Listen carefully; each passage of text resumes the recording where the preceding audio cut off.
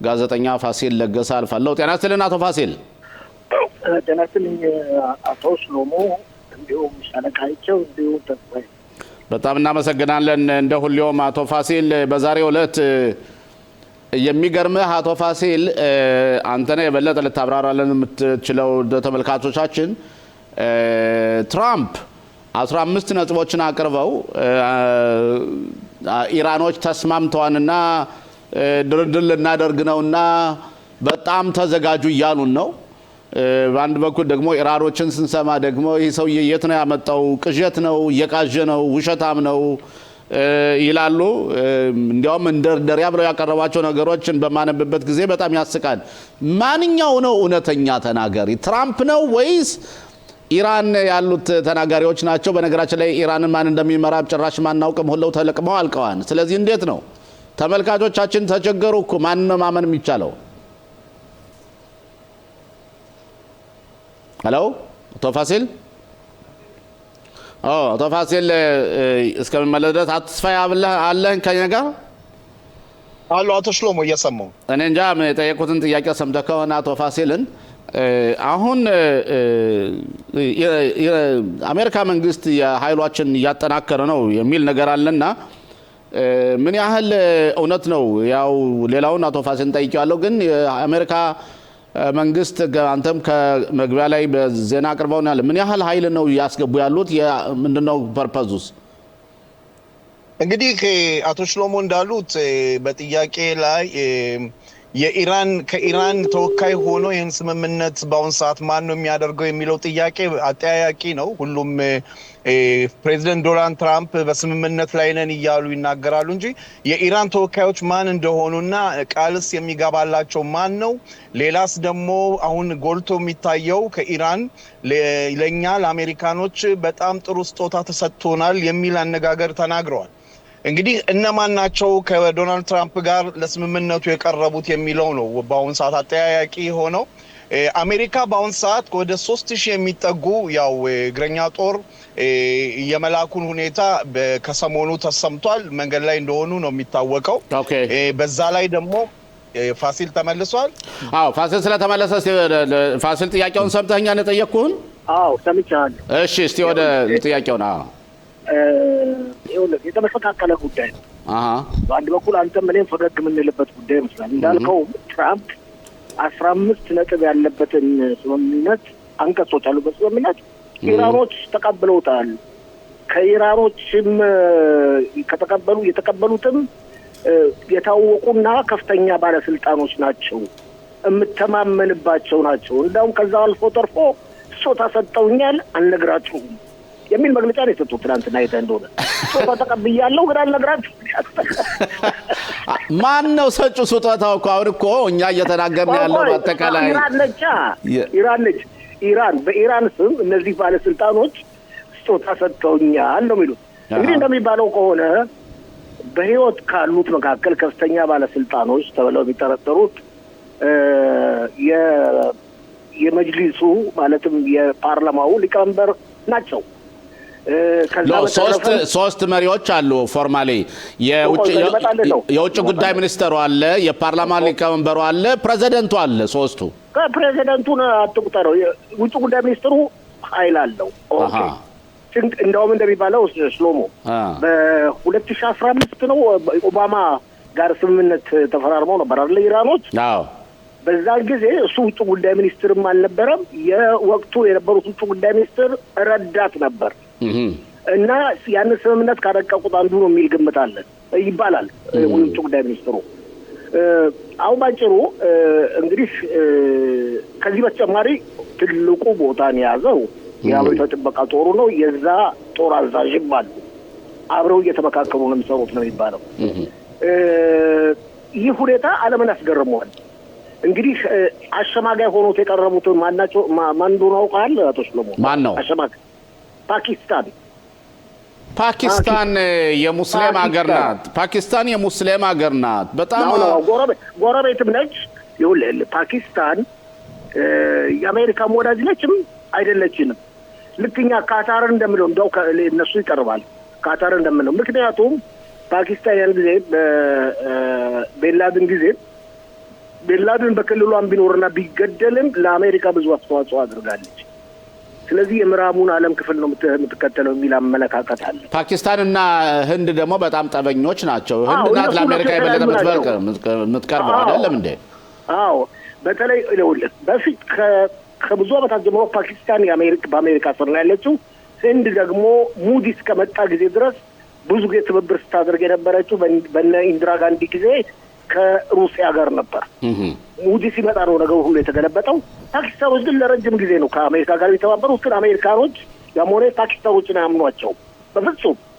ግን አሁን አስታራቂ ሆነው የቀረቡት የፓኪስታኑ ጠቅላይ ሚኒስትር ሸሪፍ ናቸው። አስታራቂ ተብሎ የቀረቡት ስምምነት የተባለውንም እሳቸው ናቸው አሉ የሚያስተላልፉት። እንደሚባለው ድርድሩን ከውስጥ ሆነው ምንም እንኳን የውይይት በሚከፈትበት ጊዜ ዴጂ ቫንስ ምክትል ፕሬዚደንቱ የሚመሩት የልኡካን ቡድን ይሳተፋል የሚል አባባል አለ። ነገር ግን ውስጥ ለውስጥ ሆነው ድርድሩን የሚያካሄዱት የውጭ ጉዳይ ሚኒስትሩ ማርኮ ሮቢዮ፣ ልዩ መልእክተኞቹ ስቲቭ ዊትኪንስ እና ጆናርድ ኩሽነር ናቸው። እነሱ ናቸው ውይይቱን የሚያካሄዱት ነው የሚባለው እንግዲህ ወሬዎቹ እንደሚወጡት ከሆነ እና በአጠቃላይ ሁኔታ ዛሬም ትናንትም ደግሞ ከኢራን የሚወጡትን መግለጫዎችን ተመልክታችኋቸዋል። ምንም እንኳን ትራምፕ እንዳባባላቸው ከሆነ ከመጀመሪያው ጀምሮ ያቀረቡትን ሀሳብ አሁን ተቀብለውታል ነው የሚሉት። ማለትም ኒውክሌር ጦር መሳሪያ እንዳይኖር፣ ማለትም ሚሳኤል ከ800 ኪሎ ሜትር በላይ እንዳይተኮስ፣ የሚተኮስም ካለ እንዲወድም እንዲጠፋ እንደገና እንዳይፈጠር፣ ማለትም ኢራን ለሂዝቦላ፣ ለሐማስ፣ ለሁቲ፣ ለኢራቅ ላሉት የሺ ድርጅቶች የምታደርገውን እርዳታ ሙሉ ለሙሉ ታቆም። እነዚህን ሁሉ ያስተካክላሉ ብለህ ታምናለህ? ኖ ራሳቸው ያቀረቡት ፕሮፖዛል አለ። የኢራኖች ደግሞ ያቀረቡትን ፕሮፖዛል እኔ ልንገር ያሉትን እሱ ያሉት እንዴት ነው? አንደኛ ሁርሙዝን የሚባለውን ቦታ የመርከቦች መተላለፊያ እዚያ ቻርጅ እናደርጋለን። እያንዳንዱን መርከብ ክፍያ እንዲከፍል እንደ ስዊስ ካናል ክፍያ እንዲከፍል እናደርገዋለን። ሁለተኛ ያ ማለት ሙሉ በሙሉ የበላይነትና ተቆጣጠሩት ማለት ነው። ሁለተኛ አሜሪካ ኮምፐንሴሽን ወይም ደግሞ ካሳ እንድትከፍል ስለ ጦርነቱ ላደረገችው እስራኤልም ማለት ነው እኛንም ማለት ነው እስራኤልም ጭምር ነው። አዎ ሶስተኛ የኒውክሌር ፕሮግራም እና የሚሳኤል ፕሮግራም የሚለው ጭራሽ ለድርድር የማይቀርብ ጉዳይ ነው። አራተኛ ደግሞ እስራኤል እንዲያውም ሂዝቦላ ላይ የምታወርደውን ጉዳት ማቆም አለባት። ይሄ ከሆነ የመጀመሪያ የመስፈርታቸው እና ከዛ ውጭ ደግሞ በጣም በትራምፕ ላይ በተለይ የአብዮት ጋርዱ ክብር ነክ የሆኑ ነገሮችን ሁሉ እየተናገሩ ነው ያሉና እንዴት ነው የሚሆነው? አቶ ፋሲል፣ አቶ ሽሎሞ እንደሚባለው ከሆነ ሁለት አይነት አመለካከቶች ሊኖሩ ይችላሉ ተብሎ ነው የሚገመተው። አንድ ትራምፕ እርስ በርስ ለማጋጨት የሚያደርጉ ጥረት ሊሆን ይችላል። ምክንያቱም ይሄ ታማኝ ነው፣ ይሄ ከደጋ ድርድር እያደረገ ነው፣ ሌሎቻችሁ ጉዳያችሁ እንዳደለል ማለት ነው። እሳቸውን ደጋግመው ስም የሚያነሱት የፓርላማውን ሊቀመንበር ማለት ባይናገሩም ስሙን ከፍተኛ ወዳጅ ተገኝቷል እያሉ ወሬ በጎን ለጎን የሚያወጡና ከዛ ረዳቶቻቸው ደግሞ ስሙን የሚያወጡት ከአብዮታዊ ጥበቃ ጦሩና ከሌሎች ጋር መከፋፈል ሊመጣ ነው። ለምሳሌ ካሊባፍ ሊቀመንበሩ የአብዮታዊ ጥበቃ ጦር ውስጥም ነበሩ። እሳቸውን ስልጣንም ከአሁን ቀደምም የተናገርን ይመስለኛል። የአገሪቷ የኃይል አዛዥ ነበሩ። የአብዮታዊ ጥበቃ ጦር ውስጥ ከፍተኛ አዛዥ ነበሩ። የቴህራን ከተማ ከንቲባ ነበሩ። በጣም አክራሪ ናቸው ይባላል። ግን አቶ ፋሲል አክራሪ ናቸው ይባላል። ግን አቶ ሽሎሞ ታስታውሳለህ? ልብ በል የቬኔዙዌላ ምክትል ፕሬዚደንት ዋናው ፕሬዚደንት ተጠልፎ ከሄደ በኋላ በወቅቱ ጉብኝት ላይ የነበረችው ሩሲያ ነው። ሩሲያ ሆና ምን ያህል ትራምፕን ድባቅ ስትመታ እንደነበረና ስማቸውን ስታጠፋ እንደነበር በኋላ ካራካስ ከተመለሰች በኋላ አሜን ጌታዬ ብላ ወንጀሎች ነው አይደለ? እና እኚህ አክራሪ ተብሎ የሚጠቀሱት አክራሪ ናቸው። የሚያጠራጥር አይደለም፣ አክራሪ ናቸው። አክራሪ ማለት ደግሞ ዝም ብሎ የእምነት ወይም የርዕዮተ ዓለም አክራሪ፣ የፊሎዞፍ አክራሪ ማለት አይደለም። ሃይማኖት አክራሪ ነው። ከፍተኛ ልዩነት አለው። የሃይማኖት አክራሪና ሌላ አክራሪ ለብቻ ሳይሆን አቶ ፋሲል እንደመስለኝ ነው ኢራኖች ሬዚሊያን ናቸው። ማለትም ራሳቸውን እንደገና ማገገም የቂመኞች ናቸው። አገሪቱ በጣም ትልቅ ናት። አገሪቱ ካሁን ቀደም እኮ የኢምፓየር የነበረች ሀገር ናት። ቬኔዙዌላን እና ኢራንን በጭራሽ ማወዳደር አይቻልም አይደለም። ስለዚህ ኢራኖች ሪዮት ዓለማዊ ሀገሮች ናቸው። የነሱ ለምሳሌ አንዱ ሲሞት ወዲያው አንዱ ይተካን። እውነትን አንዳንድ ደግሞ ጠላትን ስናየው ደግሞ አሁን እየተኩሱብን ነው። እኛን መጠለያ እያገቡብን ለራሳቸውን ለማቋቋም እየሞከሩ ነው። ስለዚህ እንደዚህ ላድርግልህ እንግዲህ እንደዚህ ላድርግልህ ከቬኔዙዌላ ይርቅ ጃፓንን ላምጣልህ። የሁለተኛው ዓለም ጦርነት ከተፈጸመ በኋላ ጃፓን በኒውክሌር ቦምብ ከተመታች በኋላ በወቅቱ የነበሩት በሀገሪቱ ንጉሥ ስም ነው የሁሉ እርምጃ የተካሄደው። ራሳቸውን ገልብጠው እሺ ብለው ነው ከአሜሪካ ጋር የኖሩት። ራሳቸውን ገልብጠው ስልጣናቸውን ቀንሰው ፓርላማና ጠቅላይ ሚኒስትር የስልጣን ባለቤት እንደሚሆኑ አስታውቀው ነው አሁን ያሉት ንጉሥ አባት የኖሩት። ስለዚህ በዓለም ደረጃ አክራሪ የሚባሉ ትልልቅ ሀገሮችን ሊገለበጡ ይችላሉ። ነገር ግን አሁን ባለው ተጨባጭ ሁኔታ ምን ያህል ይገለበጣሉ የሚለው ጥያቄ ሌላ ነው። የሆርሙስን ሁኔታ ደግሞ የሚያነሱት አቶ ሽሎሞ ሆርሙስ ነፃ መንገድ ነው፣ የተገነባ መንገድ አይደለም፣ የተፈጥሮ መንገድ ነው። ስዊስ ካናል እኮ የተፈጥሮ መንገድ አይደለም፣ የተሰራ ነው። የተቆፍሮ የተሰራ ነው። ልክ ነው። አዎ ወጪና ጥገናም ያስፈልገዋል። ይሄ ተፈጥሮ ነው። በተፈጥሮ ላይ ክፍያ ይሰጠኝ ለኔ ብቻ ማለቱ ደግሞ ትክክል አይደለም። አዎ ምክንያቱም እያንዳንዱ ከደንበሩ አንስቶ እስከ የሚሄድበት ኤክስ ኪሎ ሜትር አለ። ከዛ በኋላ የዓለም አቀፋዊ የውሃ ትሪቶሪ ነው እና እነሱ ይሁን ማለት አይችሉም። ግን አቶ ፋሲል እኔ አንድ እንትን ወደፊት መሄድ እፈልጋለሁ። ይህ ጦርነት የመጨረሻው ዕጣ ፈንታ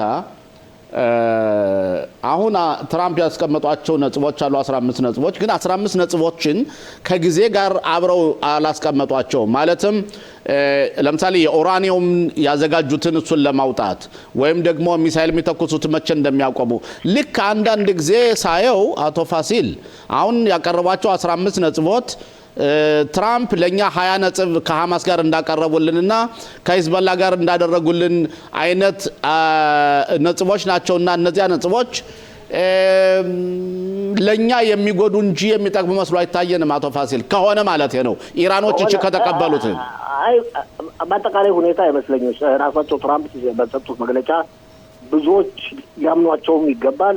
እስካሁን ድረስ እስራኤልን በማስመልከት የደረሱባቸው ውሳኔዎች በሙሉ ጥሩና ትክክል ናቸው። እስራኤልን እዚህ ደረጃ ላይ ደርስ ችሏል። በሰጡት መግለጫ መጨረሻ ላይ ስምምነት ከደረሰ እስራኤል በጣም እንደዚህ ብለው የተናገሩት በጣም ትደሰታለች ብለዋል። ግን መጨረሻውን ነው ማየት ያለብን። ከዛ በፊትም ሊከሱ ይችላል። አቶ ፋሲል የእስራኤል ቀይ መስመር ብሎ ጠቅላይ ሚኒስትር ቢንያሚን ኔታንያሁ ያስቀመጧቸው ነገሮች አሉ ማለፍ የማይገባቸው አራት ነጥቦች። አንደኛ የሚሳኤል የተምዘግዛጊ ሚሳኤሎችን መፋላቸውንና በአጠቃላይ ኬፓቢሊቲያቸው ችሎታቸውን ሙሉ በሙሉ እንዲያወድሙ። ሁለተኛ የኒውክሌር ፕሮግራማቸውን ጭራሽ እንዳያስቡት እንዳይነሳ ለማድረግ። አራተኛ ደግሞ ያዘጋጇቸውን ኡራኒየም የኒውክሌር ቦምብ እንትኑን ያን እዛ እንዲወጣ። አራተኛ ደግሞ የወተት ዝንቦችን ሂዝቦላን፣ ሐማስን፣ ፕሮክሲሳቸውን የሚደግፉትን ማቆም አለባቸውና ይህን ሁሉ ያደርጋሉ ብለህ ትገምታለህ አቶ ፋሲል? ይህን ሁሉ የሚያደርገው በእስላም ሃይማኖት አክራሪዎች የማይመራ መንግስት ሲመሰረት ብቻ ነው በኢራን። ወይም የእስላም ሃይማኖት አክራሪ መንግስትም ቢሆን ራሱን ለውጦ ስሙ ብቻ እየተነሳ ስራው ወደ ምዕራብ ሀገሮች ያተኮረ የሚሆን መንግስት መሆን አለበት። ግልጽ ነው የተናገርኩት። ደግሞ አለው ስሙ የእስልምና አክራሪዎች መንግስት ተብሎ ቢነገርም ውስጡና ስራው ተግባሩ የምዕራብ ሀገሮችን የሚከተል መንግስት ብቻ መሆን አለበት። ስለዚህ እንደዚያ ከሆነ ኤደን ገነት ሊሆን ነዋ። እንግዲህ እንደዚያ ከሆነ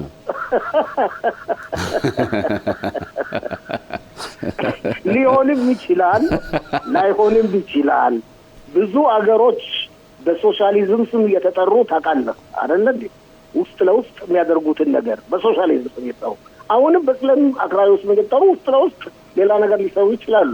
ኦኬ አቶ ፋሲል በእውነት ይህ ሁኔታ በሁኔታችን ላይ እኛ በጣም የሞቀ ስለሆነና የኑሯችንም ጉዳይ ስለሆነ በመት የአካባቢውን የፖለቲካና የጸጥታ ኬዎስ ያናጋው ስለሆነ ብዙ መናገር እንችል ነበር። ግን ለጊዜው እስቲ ካንተ ጋር ሰላም ቆይንና ነገ እናገኛለን። አመሰግናለሁ። ለጊዜው አመሰግናለሁ። አመስግንልኝ አይቾምና ተስፋዬ። እሺ አመሰግናለሁ አቶ ፋሲል።